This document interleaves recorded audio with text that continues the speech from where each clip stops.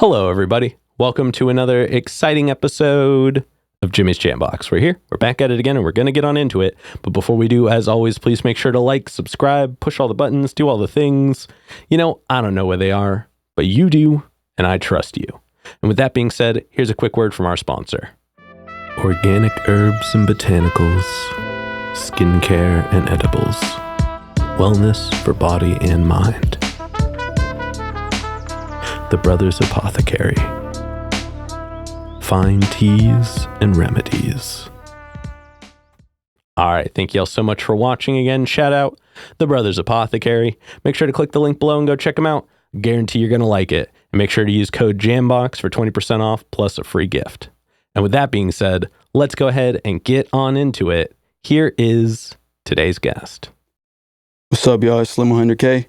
Hello. Thank you so much for joining us. What's up, man? Yeah, why don't you tell us a little bit about, where you're from, what you do, give us that like Tinder profile of your involvement with music. I'm lim100K. I'm from Hillsboro. I make rap music, mainly rap for like the streets, I guess. Okay, hell yeah. I started rapping a couple months ago, maybe like less than a year ago.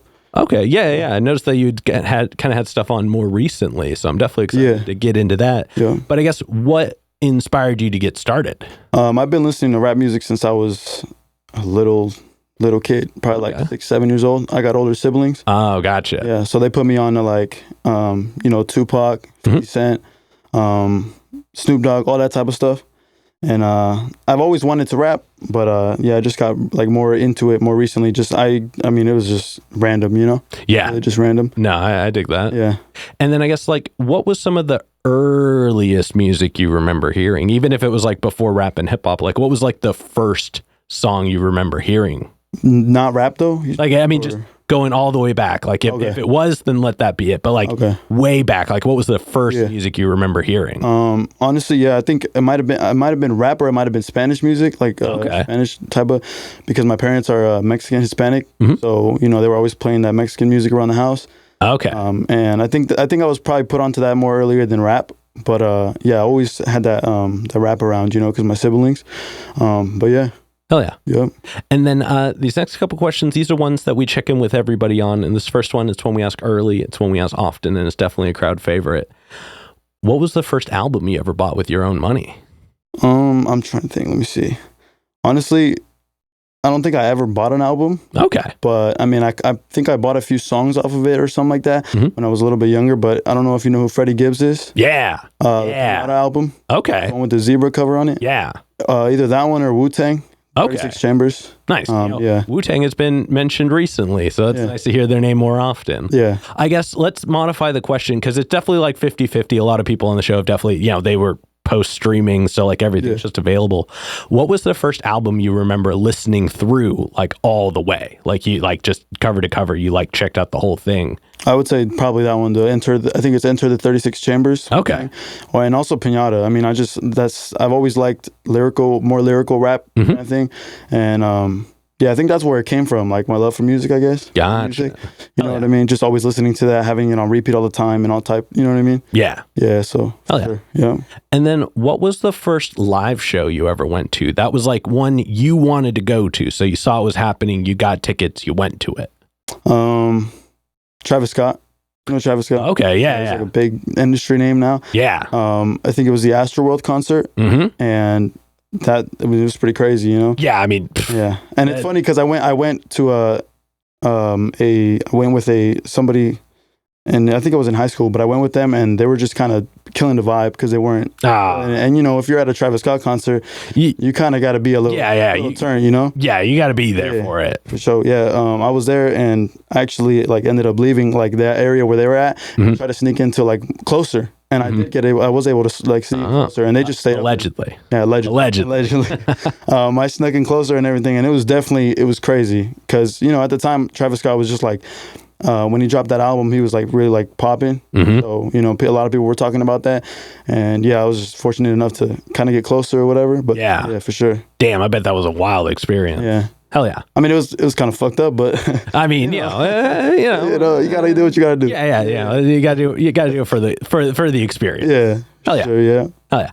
And then before we get into more of the current day stuff, because you know, I know you, like you said, you just got into it pretty recently. What was the deciding factor? Like, what pushed you to want to make music now? To be honest, I think it's really just, to me, it's a way to express myself. I like just talking about certain things that I've been through, things that I've seen and everything. And also just with my parents, like that's like one way to make it out of this living situation we're in right now. And I mean, I think I'm pretty good at it. So, and a lot of people think the same too, not to be like to my own horn or anything, but you know, they kind of like tell me like, okay, you should keep doing it, you know? And yeah, I think that's what it was, is mostly my parents, you know? Okay. Just having a way to kind of get out of where we're at and everything. So no, I dig that for sure. All right, well, let's go ahead and now let's talk about you in the present day. And I know, it's kind of only a short throw from that answer. Yeah. But first of all, let's get an easy one out of the way. How did you pick the name? lim100K, right? So that the 100K part comes from well, I've heard on a lot of podcasts that a lot of people in this like day and age, that's like the 100K, $100,000. That's like the type of salary that people want to have. You know what I'm saying? Like usually that's what a lot of people aim for. Yeah. And I don't know, that kind of just played a part in it.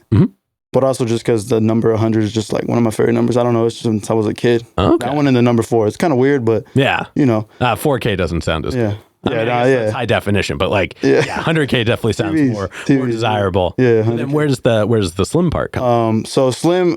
So my name's Eric. A lot of people in high school used to call me Big Rick because I used to be overweight, and then they started calling me Slim Rick, which is another name I had. But then I just took that part, the slim part, and put it. You know what I'm saying? Yeah. Put it together with that, and it just came to be. Okay. I just thought it was perfect, you know? So you took a part of your nickname that already existed and attached it to your music name. Yes, sir. So at any point were you gonna try and just go as 100K? Or like, did you all, like from the start, were you Slim 100K? I thought about doing just Slim. But there was a lot of artists. I was gonna say that. Oh man, that would have been taken so fast. Yeah, I think I did a little bit of digging into like Apple Music, Spotify, all types of things, just to see if anyone had that. And there was a lot of people with this, so I just figured, you know, that's not gonna work. Yeah, I don't want to be like with everybody else on the same name, you know, and you know, Eminem, Slim Shady, all that. Exactly. Yeah. I don't want to take that. I was almost thinking like Slim Thug. That's like the Slim I lean towards, because Eminem has always been Eminem to me. Yeah. But like. Yeah, no, I dig that. Yeah, I think I've heard of Slim Thug too. His thing came up too.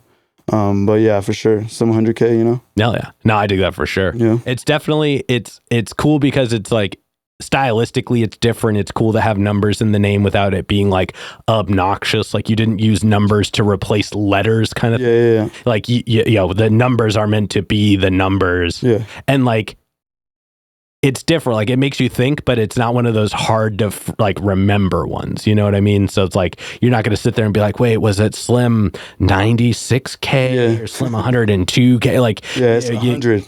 Just right on. You pick really spot on stuff. And so it'll make it memorable, but it's unique for sure. And you're going to be able to do so much with that as like a logo. Like you're going to be able to like really open up your style and change it up without it being like unknowable right away. See, that's another thing too, is like that when I was thinking of the name, I kind of just looking at 100K together. I kind of thought about like logos and clothing, merch, you know what I mean? The brand name, everything. I just thought a bit, you know, like that. Because it just looks cool like that. Even just like written out on the keyboard, like the, you know, iPhone or whatever, just like written down. It just looks cool. So I feel like it, like I said, look cool on some merch or something like that. No, you definitely put the right amount of thought into it. Yeah. But now let's go ahead and let's talk about your writing process. And we're going to break it up into chunks, but we're going to start right at the beginning. Okay. So when you get inspired, you're ready to make music. What are some of the things you do to get a track started? Usually what I'll do, a lot of different people, different artists have different ways to write their music, but what I'll do is I'll just go in the car, and it's weird because, I mean, this is kind of, you know, like dangerous, I guess, but sometimes I'll be driving and I'll just be like looking at, like, I'll put on a beat or whatever, and I'll just have my notes out, like the app out, and I'll just kind of write it's weird. Like I'll be driving. For some reason, I can write better when I'm driving. It's weird.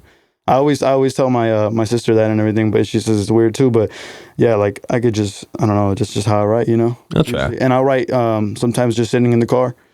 Just usually that's where I go to, just in my car, and put a beat on, because you know you can hear it with the speakers. Yeah. Louder. And beats, it's weird because I feel like beats speak to you. You get what I mean? Like you can hear the beat and you'll just kind of come up with something. No, that makes perfect sense. Me at least. I would probably recommend trying to do voice memos instead of physically typing when you're driving, just because, you know, safety stuff. Yeah, that's true. But that makes sense. Like this is a super deep cut. I don't think I've ever mentioned this on the show before, so this will be a first time Jimmy like reveal bit. Yeah.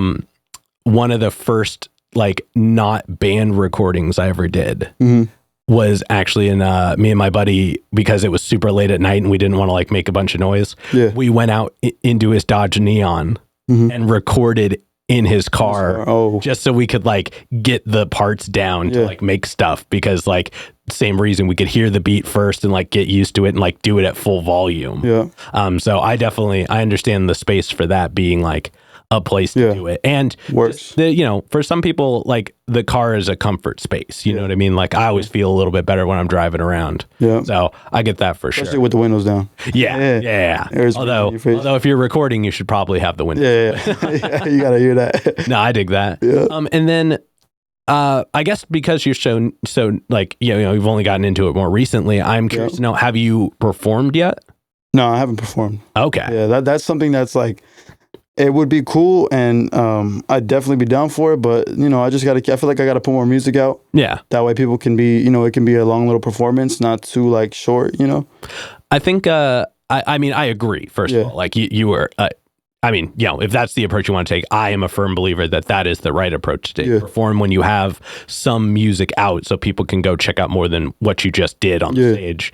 But I think if you ever want to dip your toes into it, you could always perform a featured song. So like if you feature on somebody else's track, you can go up on stage with them and just kind of get a feel for it. I didn't think of that. Yeah. That'd be tight, because you would, you know, it'd be easier to get into it, to open up to it. Yeah, so you're just kind of like dipping your toes, but it's not your whole performance. Yeah. It's like, you know, if you get nervous or don't know what you're going to do, you just got to get through that one song, but it gives you a chance to like get comfortable with it. It gives you an opportunity to be in front of people who are obviously a similar audience because you were featured on that track to begin with. So that's just, if you wanted to kind of dip your toes into it, that's kind of a good way to go about it. That'd be good. Yeah. Sure. Yeah. So that's just a little bit of insight from other people's experiences. Yeah. I gotta work on music with somebody else first though, and then I'd probably do that first. Yeah. Just to get used to it. Yeah, no, I mean, it's definitely a cool way to do it. Also, collaboration in and of itself is a kind of a good way to kind of be in front of people, and just working with people who are already in front of people. You know, it's a good way to get insight and stuff like that. Yeah.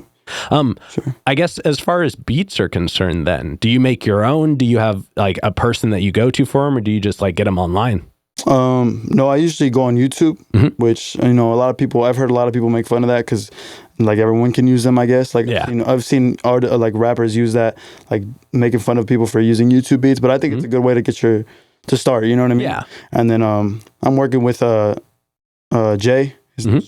Just Create Studios. We're like working on some beats. So he's we just started doing that, but for sure, on YouTube. That's where I kind of found my first ones. You know, a lot of people say that that's either where they're getting them from, or that's where they go to get them from in the beginning. Like there's nothing wrong with it, I think, as long as you're not trying to like make crazy money off of a beat you get from YouTube. You know what I mean? Like you should definitely own your own beats if you're going to do that, or at least like I think it's a good idea to go to somebody who makes beats, especially if you know them and you already like know their style and stuff. So it's cool to hear that you're going that route, just because that ultimately is the wisest move. Yeah, and then on top of that, no one can use your beats, you know? Yeah, not if they're made for you or made like by a guy that you know, because then they're not going to like give them out to other people. Yeah.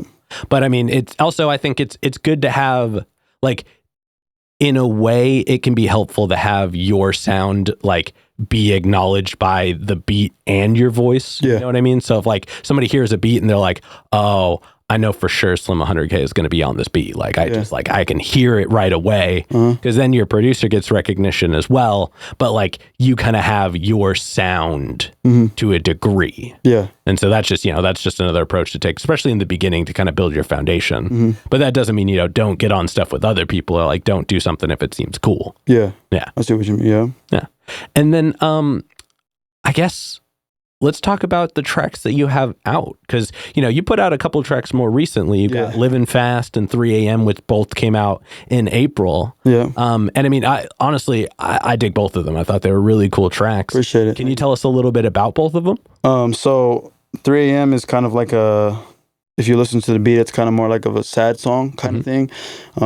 Like I said, I'll feel the beat out, and that one just spoke to me. Like I said, you know what I mean? It spoke to me, and I know a lot of people go through, like in the song, I'm talking about different things. A lot of people go through similar things. And yeah, that when I heard that beat and I like immediately came up with the first lyrics, I was like, okay, this is one that I'm going to write on, Yeah. And yeah, that one's just, goes into different things. Living Fast is more of an aggressive approach with the rap, with the lyrics, you know. But it's definitely, they're two different songs. And I feel like I make music for, like I make different, I can make songs that are about, like for the club, or if you're sad, or love. Like I have Chill With You, which is it's like a love song or whatever. I make different types of songs for the different vibes, Yeah. But yeah, those are recent. So thank you for checking them out. Yeah, definitely. No, I mean, I checked out all your tracks, and it's cool because even though you're, like I said, on paper, you've been putting out stuff since November of 2023. So you're coming up on like your 6-month mark. Yeah. And you definitely have like a consistent sound already. It sounds like you've got the sound that you're going for, and you're really working to like tailor towards that. So it's cool. It's cool to see that you've kind of dialed in on it and like used what you've heard. So like it would almost be cool to have you back in like 6 months and see where you've gone from there. Oh yeah. You know what I mean? Like can I speak on something? Yeah, go for it. So with the music that I'm making right now, it's more of a West Coast sound. So I have tried to hop on different types of beats. So more like, like New York, like old school type of beats, or like, more like slow, more lyrical type of raps. Because West Coast music is really, I don't think it's too complicated to make. I think it's kind of just like a hook, verse, you know what I mean? Oh, okay. Like the format of the song. Yeah. It's kind of easier. And because I listen to a lot of West Coast music, and with lyrical music, it's more, you can tell stories more because it's slower, you know what I mean? Yeah. But the problem with that is the audience now, at least around my age or whatever, or younger, like the 18-year-olds, 16-year-olds, all that type of thing, they don't really listen to lyrical music. When I listen to lyrical music, I listen to what they're saying in the song. You get what I'm saying? I like to listen to what they're like, the stories, or, things that they're going through, whatever type of thing, Yeah. But they kind of just want that song that's going to make them like. And there's nothing wrong with that. No. But it kind of makes me like, okay, what should I make then? You know what I mean? Yeah, and ultimately, I think that's the kind of the biggest duality. Like, the argument time and time again, and it's definitely, I've touched on this before, but the argument is always like, do you make music for yourself? Do you make music for the audience? Like, is there a happy medium? And like, obviously, we'll say it first, like, you should make music for you, because it is your music, and eventually you develop your own audience. But I think the part that we ignore is that when you're first starting, like, you don't really know what your audience is. You don't have one yet. So like that, I think, is where the people are divided. Like, do you go full on in just what you're doing? Do you try all the things to see what works that you also enjoy? So I think that, mixing it up is a great way to do it. I think, like throwing stuff against the wall and seeing what sticks. But I think as you're going through it, you should find which one resonates with you best. So like, kind of like how you said the beat speaks to you. Once you start finding a flow and a style and a tonality that you think fits you as well, like something that when you're doing it, your words speak back to you. That I think would be a cool way to kind of resonate, because then you kind of get the best of both. You're like, oh, people are liking this, I'm liking this, everything seems to fit. But that could take years, and it doesn't have to even stay the same. Like some of the coolest artists, they do change their sound up over time. And some people have been sticking to the same sound forever, and it works. So like, if it isn't broke, don't fix it. Yeah. But I think that'll also come with, time, especially through collaboration, especially through experiences, but also just as you do it more, I think you're going to find that you're going to like refine and deconstruct and reconstruct. Yeah. But there's definitely an audience for every sound. Like if it's something you like, it's because it already existed and an audience put it in front of you. Yeah. So you've already heard it because other people have heard it and enjoyed as well. Yeah. So I would say, just stick true to what you think sounds good, and it probably is. Yeah. You know what I mean? You will find somebody who fucks with it in some way. Yeah. So that's just my kind of thoughts on that particular talk. Yeah, with that, what you just said right now, like for me, I'm thinking of going in that approach now. More recently, just because I've been messing with more of those types of beats. Like I said, the more lyrical music. I have some songs that I've made already that are on that lyrical type of time. You know what I mean? That thing, that whole vibe. And I haven't released them, but I'm thinking of just releasing them and just throwing them out there and having that other that other catalog with that more like that more West Coast sound. Yeah, just both. Yeah, but kind of drop more of that West Coast sound music. And then occasionally that one lyrical song, you know what I mean? Just to keep it kind of, like you said, a happy medium. Yeah. And I mean, you could even drop like chunks of work at a time that are one in the other, or even like at the same time. Like, I'm dating myself a little bit here, but like when Nelly put out the Suit and Sweat album, or like when E40 put out the Day Shift, Night Shift album, like stylistically, they were two different sounds. Yeah. But they were the same artist. They were dropped at the, basically the same time. Yeah.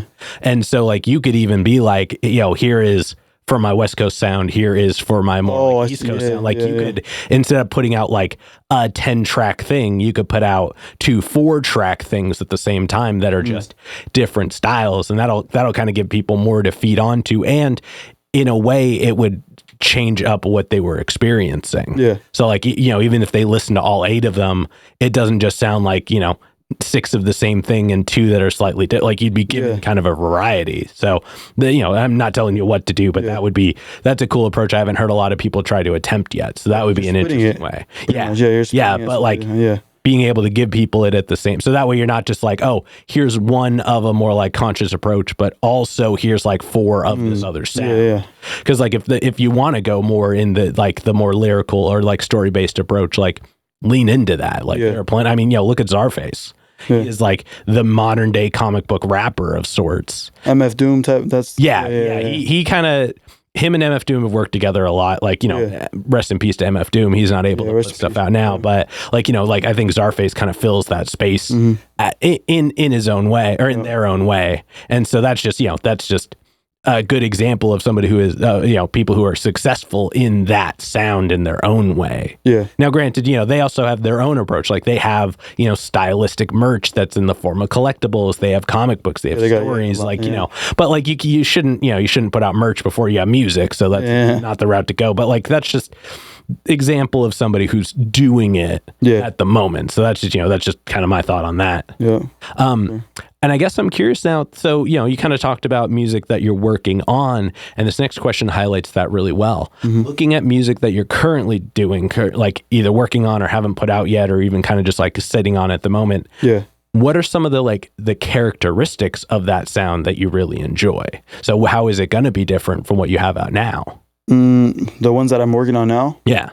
Well, I have, like I said, I'm working on those lyrical songs. But I'm also working on like the West Coast songs. But they have, like I said, they have different sounds, and that's what I like about it too. Is like I can make, like I said, I can make a song about I can make a song for like the club or to turn up, whatever. I can make a song for like some some deep shit, whatever. And then the lyrical stuff is just different. You know what I mean? Yeah, it's different sounds or whatever. But yeah, hell yeah, no, definitely looking forward to that. Yeah, and Now I want to take a step back. So we've like dived all the way into your sound. Yeah. But let's zoom out and let's look at music as a whole. What are some of the more current sounds that are happening? What are some things about music that's happening right now that you enjoy? With other artists? Yeah. So like I said, new music in general, stuff that's coming out right now. What are some of the things about it that you dig? To be honest with you, I don't really listen to like a lot of mainstream artists. Just because, I mean, I'm more on the West Coast. Like I listen to West Coast music. Yeah. But But I mean, like, even if it's not so much modern, like, it doesn't have to be like the biggest artist, but just like music that's happening right now that you've experienced. Thing.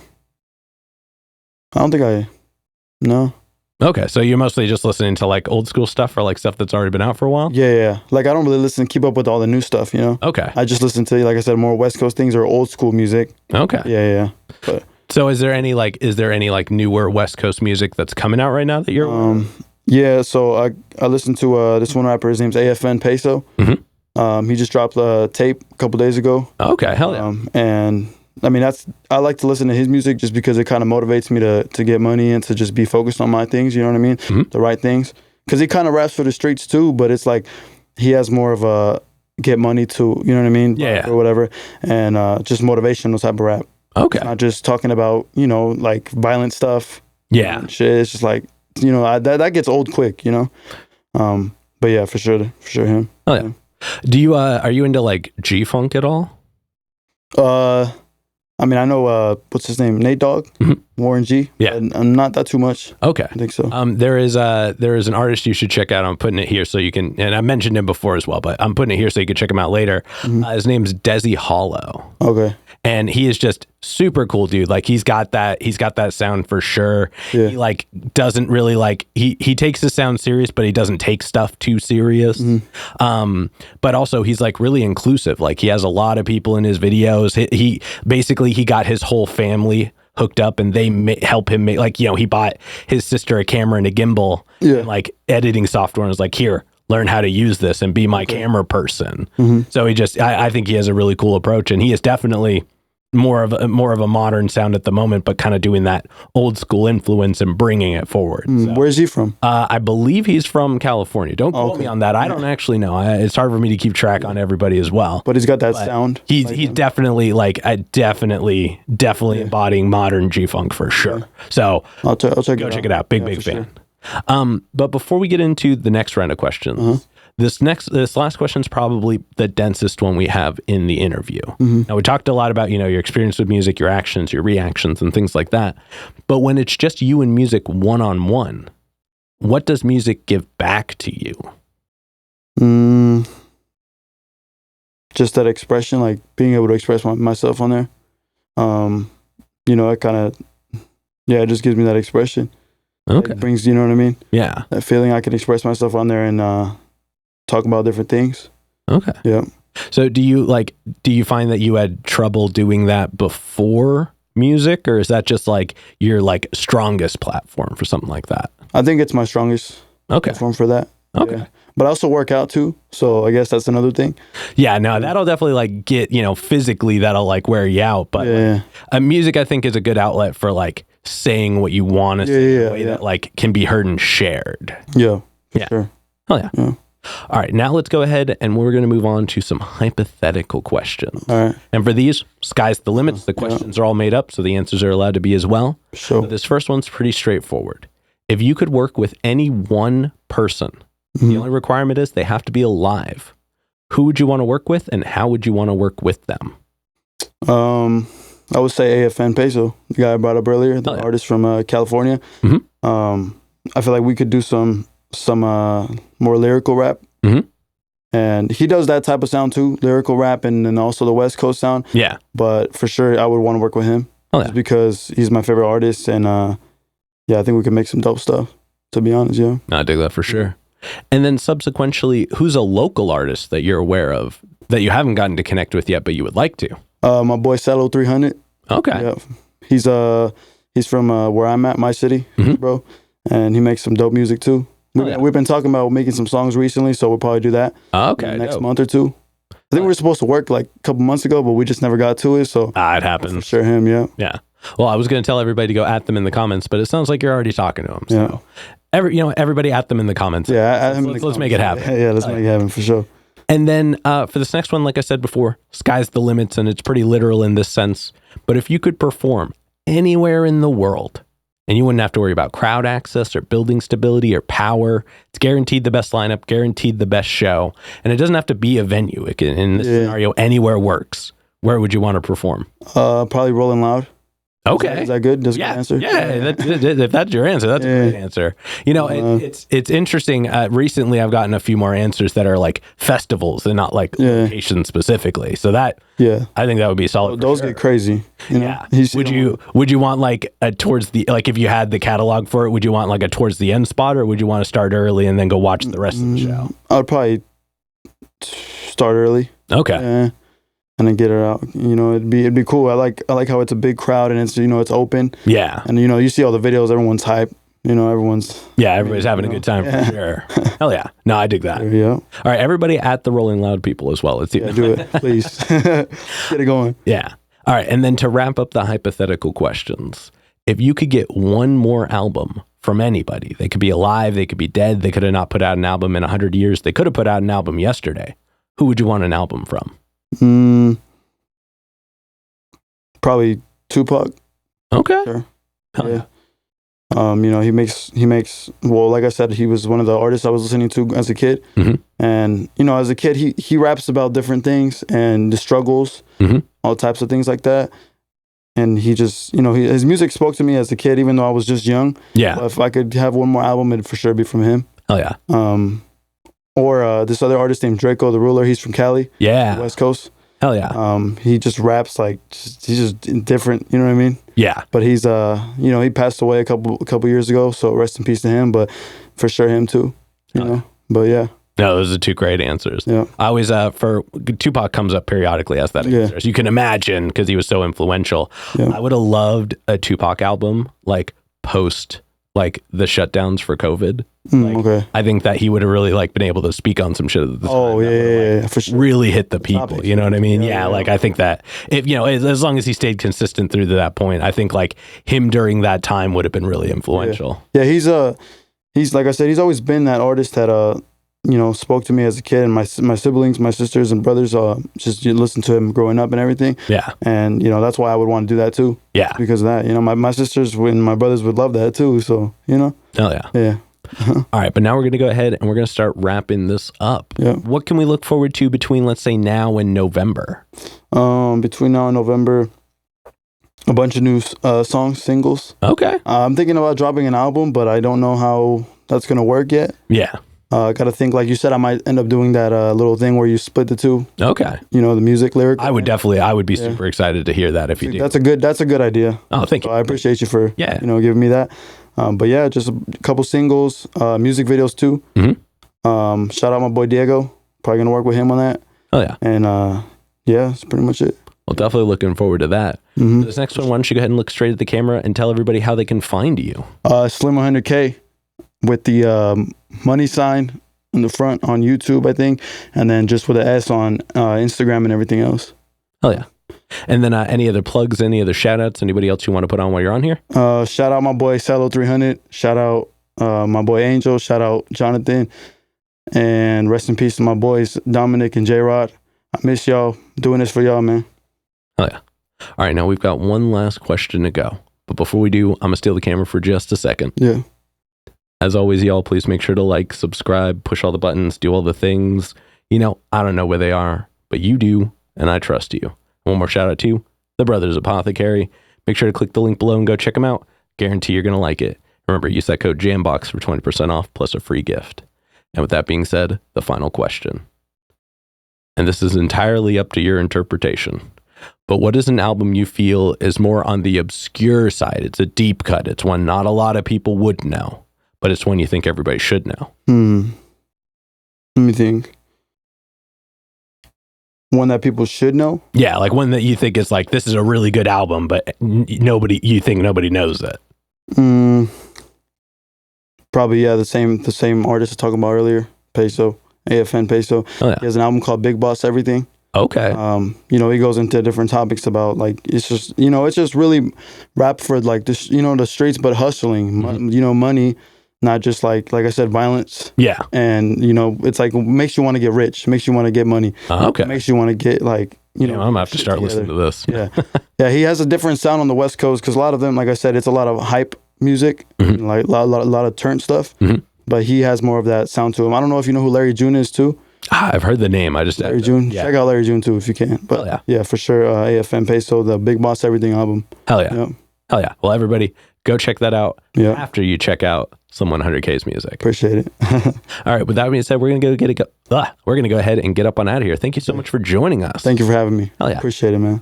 Thank you. This has been another exciting episode of Jimmy's Jambox. I'm Jimmy. I'm lim100K. And we're signing off. Later, y'all. That's a wrap. This is not a podcast. This is a show.